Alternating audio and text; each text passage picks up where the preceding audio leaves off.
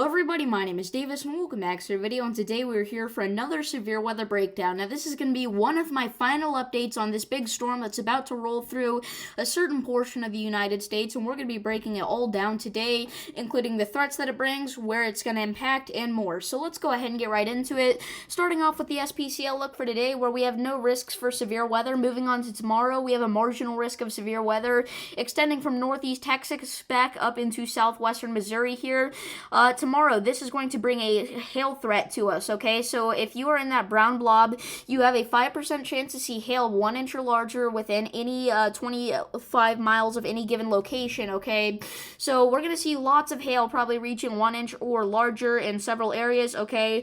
Again, a 5% hail risk does not mean there's only a 5% chance to see hail tomorrow. It means there's a 5% chance to see that anywhere in the brown blob tomorrow, like in any specific location, right? So we have a 5% chance to see that in Little Rock and a 5% chance to see that in Springfield. Okay, so it's not just like we have a 5% chance in general.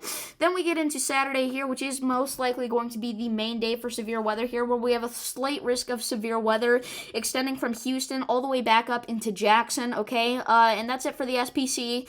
We're going to go ahead and break down more of what the radar is doing with this storm here, right? So this is right now, we have a lot of rain and snow in the northwest with our atmospheric river events that are going on right now, and then also a little system in the northeast, right? But we go ahead and go into midnight tonight. We're not looking at too much, right? Some lingering snow in the northwest, but that's to be expected. Really anything with anytime this time of year. Okay, so we go ahead and play this out into Saturday evening, right? This is where we can start to see the first signs of our large storm to form here down in the deep south as well as in the central plains here, as we can see some rain developing, maybe some light thunderstorm activity. But we get into midnight on Saturday into Sunday morning. We see some more thunderstorm activity ramping up in portions of Missouri and Iowa. Okay, and then after that, I mean, this thing kind of just starts to like pop off. You know, it's at this hour here, kind of in between Saturday and Sunday time frame, where we start to see that severe weather pop off in the southeast here.